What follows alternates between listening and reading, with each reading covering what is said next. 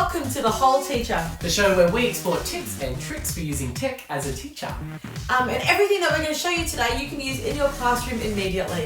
And everything that we explore in this show is supported by the Department of Education. So, let's get started. So today, we are going to be talking about learning journals. Now, you might ask what this is. What is this, Wayne? Okay, so a learning journal is not what you think it is if someone is sitting there saying, I did portfolios and they were so much hard work. Absolutely. And if they were like that, I wouldn't want to do them either.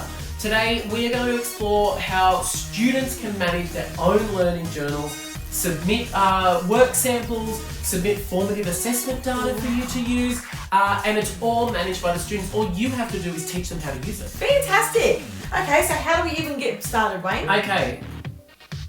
So it's really easy, Noelene. I've just logged into my staff portal and I'm going to use the Digital Learning Selector. Now, if you haven't had a chance to explore this tool, I recommend it, absolutely. We have uploaded from the Department of Education so many resources for you to use. And again, you'll hear me say it time and time again, we don't need to reinvent the wheel. No, absolutely not. And I've just typed in Digital Learning Selector, T4L, and it's come up automatically through Google. How good is that? So if I come up to here and select learning activities, it's going to bring up a whole bunch of different tools that teachers can use. And again, we're all about making it nice and easy. And all of these tools have templates embedded, so you can just click download and share with your students. Fantastic. We're going to have a look at two of these today. We're going to have a look, first of all, at the learning portfolios, so that students can manage their learning online and provide you work samples. And we're also going to use a gallery walk, which is more of a reflection tool for a topic or a unit of learning. So once I click on learning portfolios, you can see here, it's got the three different streams. So whether you're a Microsoft school, a Google school, or an Apple school, we've got all of the templates there ready for you to go. Which one are you going to look at, Noelene? I am going to look at the Office 365, the OneNote. Excellent, excellent, excellent. And I am going to look at the Google tools. I'm going to look at slides and I'm going to look at sites. So it's literally as simple as clicking on the screen and then it pops open in a new window.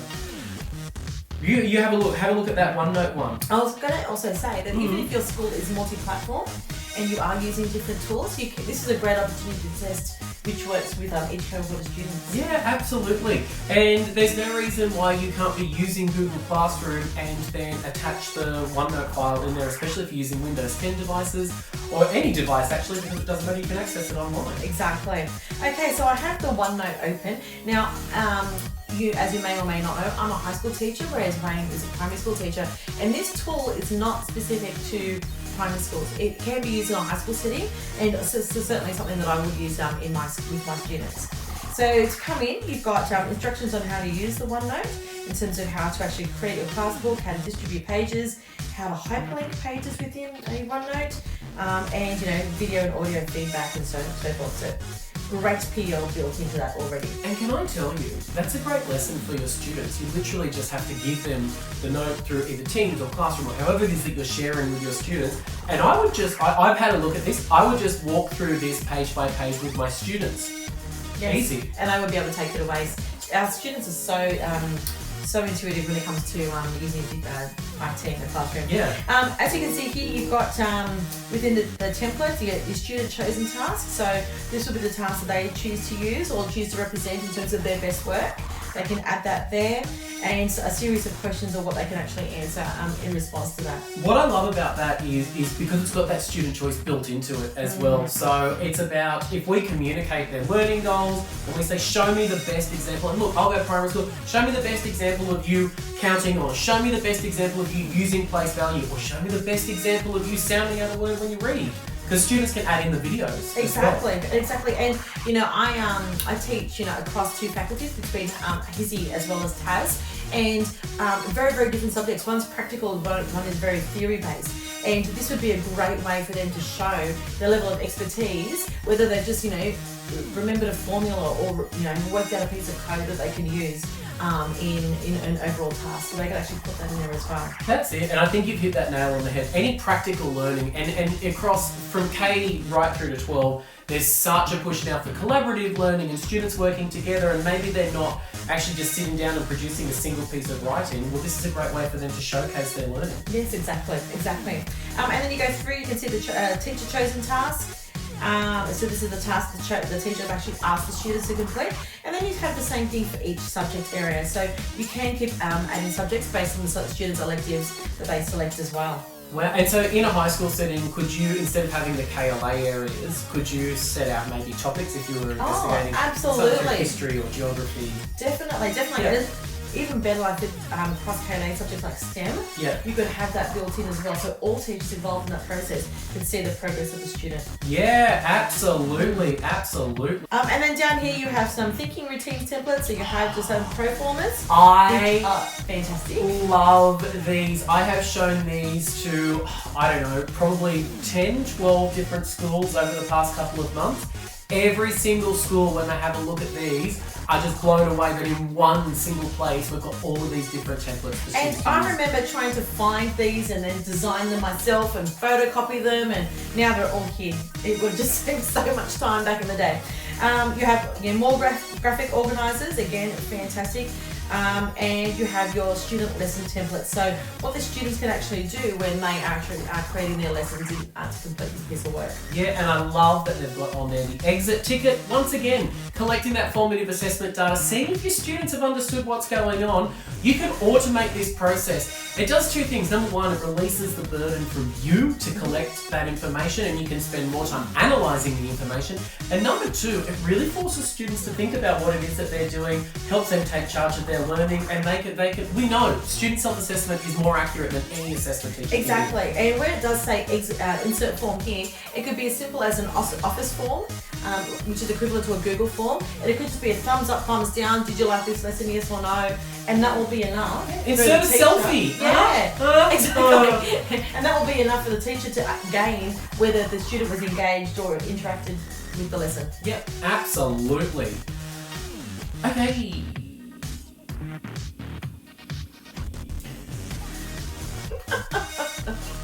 Okay, so I have clicked on mine and I've opened up the slide deck for the learning log. Now this is marvellous because this one here, it's hyperlinked along the side here, so students are able to just go through, and it's set out with 11 tabs because sometimes we have 11-week terms, so really, really nice and simple. So once I come along, it just runs me through some of these slides, and students just go through and they add in the details, just like Noelene was showing you with Notebook. Now, this one can be as simple or as complicated as you like it to be. Students might choose to insert a drawing or a picture or some writing. They've got lots and lots of options. As you can see, we've got the dates across the top. Whoops, sorry, I'm not clicking through the slides now.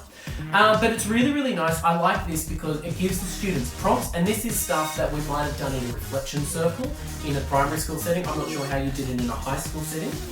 I think the fact that this allows the students to reflect on their own work. As teachers, we reflect on ours, but we don't give students enough time to reflect on theirs. And this could be a great way to do that. And that can even be done through if you have a roll call homeroom class or any other welfare type of classes as well. Yeah, absolutely. And I think this is where the simplicity of this template comes into play, because you'll notice as we're clicking through all of these slides, it's not KLA specific, it's not subject specific, and so you could, if you've got students who maybe have some behaviour problems, this could even be a behaviour journal where they start to track and monitor their own behaviour and track those improvements that we're aiming for them to have. And what I love about this is it's so easily shared. Students who do this, and all you have to do is allocate the time, and students who do this are so proud of themselves for being able to track through. And one suggestion I would have is, if you give your students time to make these journals, give them time as well to go and share them with their friends and have a look and see what they've got going on. It's a really, really great way for you to track that student learning. And if you want to use it, just come up to the top right, click on Use Template. I don't know what's going to happen. I mean, it's all... There it is. And it just downloads straight away, ready for you to pass out in whichever sharing platform you're using with your students. How easy is that? But tools like this make me excited to go back into the classroom and start using them. I really do. Absolutely fantastic. Add in photos. Okay, with this me, with this my learning journal, and you, of course you've got to roll it for your students. I have a photo of me and my dog. Oh, absolutely. So So if we come back to where we select our learning portfolios, the other one that I love is Google Oh, Sites. I love Google Sites. One of my favourite tools. And this is the template that's been put onto here. What I love about this is, yeah, it's probably for older students, but I use Google Sites with my stage 1 students. There's no reason you can't do that with teacher guided work. What I love about this is the home page here, so students can do a blurb, they can add in a photo, and this is where you start to showcase some of the amazing ways that we can use this. So you can see that we've embedded Google Maps in here, we've embedded a calendar in here as well. But if we come across now, we've already explored this in one of our videos about Google Sites. In terms of how you can make it yourself. So this is a great one where the template's done for us and the students could just use it as is. Can come through, and the best part is, look at this, we come on to learning goals, and students are able to actually copy and paste, or they can type in, they could handwrite and add in a photo of their learning goals. And so that way they're starting to track their learning. This setup, a maths goal, an English goal, and a personal goal is actually what I used to do with my students in my classroom. Twice a term we'd sit down and we'd have a quick discussion, and those personal goals can be something really, really simple, like I had students who, one girl wanted to, she wanted some more friends in the playground. So we set up a little program and taught her how to ask people to play. What an amazing goal, and that's why you become a teacher. Like the reading and the writing and everything, that takes care of itself quite often, but those personal goals, or one boy wanted to learn how to play handball, he didn't know how to play.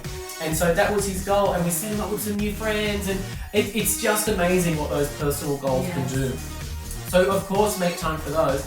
And then as we go along, this is where students are able to come back and upload evidence of their learning. Fantastic. So again, we've got it along here, spelling, science, all of these different bits and pieces students can use. And this is, if you incorporate this into your program and show them how to use this, home learning or homework happens automatically because they want to go home and show off to mum or dad or nan or pop or whoever's looking after them at home. And the great thing about this too is that if a student does something like on a worksheet or on a writable table, they can take a photo of it, can't they, and upload it to that as well. Yeah, and there's no reason why you can't have that as a success criteria as part of your lessons. Is that, you know, I do my spelling work, I do it in 3 different ways, whatever the task is. In success criteria number 3 is I take a photo and upload it to my learning journal. Fantastic. How easy is, and then you've got all of that data just ready to go.